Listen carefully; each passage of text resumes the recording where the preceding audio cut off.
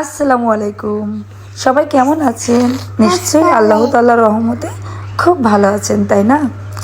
তো আজকেও প্রতিদিনের মতো মাম্মামকে নিয়ে স্কুলে গেছিলাম। আর এটা ছিল আমার মাম্মাম সোনার ফার্স্ট ক্লাস, মানে ইংরেজি ক্লাস।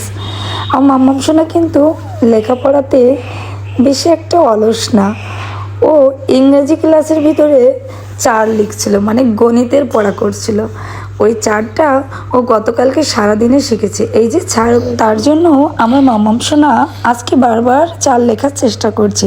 আর এদিকে স্যার এসে মাম্মাম সোনাকে জোর করে কোলে উঠিয়ে বোর্ডের কাছে নিয়ে গেলেন, কারণ আমার মেয়েটি সবার চেয়ে ছোটো ছেলে।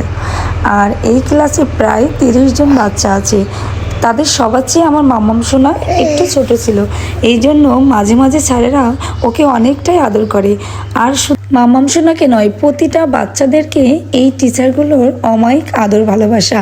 আমার তো দেখে মন প্রাণ জুড়িয়ে যায় যে এমন একটি মাদ্রাসাতে ভর্তি করতে পেরে আমি তো গর্বিত, কারণ আমার বাচ্চার জন্য এমন একটি মাদ্রাসা বা স্কুল আমি এতদিন ধরে খুঁজতেছিলাম।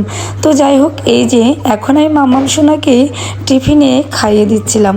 আর আমার মেয়েটা তো ছোটোবেলার থেকে নিজে হাতে খেতে ভালোবাসে, তাই ও আমার কাছ থেকে জোর করে সেগুলো নিয়েই খাচ্ছিল। আর এদিকে এই বাচ্চাদের অপরূপ দৃশ্য দেখতে আমার কিন্তু খুব ভালো লাগে প্রতিদিন। মাম্মাম সোনা একটু চান্স খুঁজছিল যে কখন ওটাতে উঠবে, কিন্তু পেলেছি পাচ্ছিল না। তাই মাম্মাম সোনাকে এই দোলনাতে একটু বসিয়ে দিলাম। পানি খেতে হবে, এই নাও মা, খেলো। আর একটু খেলবা 1 মিনিট, তারপর কিন্তু অন্য বেবিরা বসবে, ঠিক আছে? বাচ্চারা খুব আনন্দ করে এই যে সিরিয়াল বাই সিরিয়াল খেলাধুলায় খুব মেতেছিল।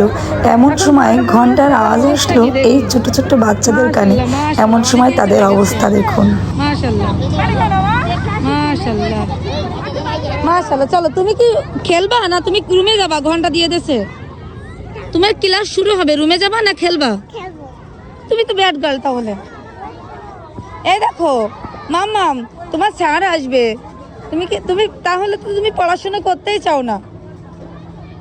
মাম্মাম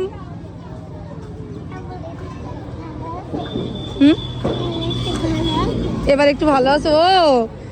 তার মানে সরি মা, ওই এত সময় খুব ওয়েট করছিল। হ্যাঁ, জ্যাম ছিল, এই কারণে এখন ফাঁকা পেয়েছে। এখন স্যার ক্লাসে গেলেও ওই একবার খেলে তারপর আসবে। আসো আসো, এইবার চলো দৌড় দাও ক্লাসে। ক্লাসে ক্লাসে ক্লাসে ক্লাসে দৌড় দৌড় দৌড়। ছাড় চলে আসবে, ছাড় ছাড়। কুটুকুড়ি একবার চান্স পেয়েছে, একবার চান্স পেয়েছে কুটুকুড়ি। টাটা, বাই বাই দাও, যাও। এরই পরে মাম্মাম সোনাদের আর 2টি ক্লাস বাকি। এই 2টি ক্লাস পরে আমার মেয়েটা এবং সব অন্যান্য বাচ্চারাও তার বাড়ি ফিরে যাবে। আর বাবা মা বাইরে ওয়েট করছে তাদের জন্য। কিছু কিছু বাচ্চারা তো বাবা মাকে নিয়েই বসে থাকে, যেমনটি মাম্মাম সোনা করে। আমি একটু আগেই ওকে একটু বুঝিয়ে 2 মিনিট হয়েছে বাইরে চলে এসেছি, কারণ আজকে দেখবো মাম্মাম সোনা যদি কোনো দিন আমি ওকে না পাই তবে সে কি করে বা কী অবস্থায় থাকে। তো আমি বাইরে ওয়েট করছি মাম্মাম সোনার জন্য। আর আমি চুরি করে ফোনটা বের করেও ভিডিও বানাচ্ছিলাম যে দেখি যে ক্যামেরাতে ধরে রাখার মতো কিছু আছে কি। আমার মেয়েটা আমাকে চারিদিক খুঁজে যাচ্ছে, একটু আমি দেখতে পেলাম। সে আমাকে যাতে না দেখে আমি এক কর্নারে দাঁড়িয়েছিলাম। এখনও আমার মেয়েটা আমাকে খুঁজছে, কিন্তু বারান্দার থেকে চলে আসেনি।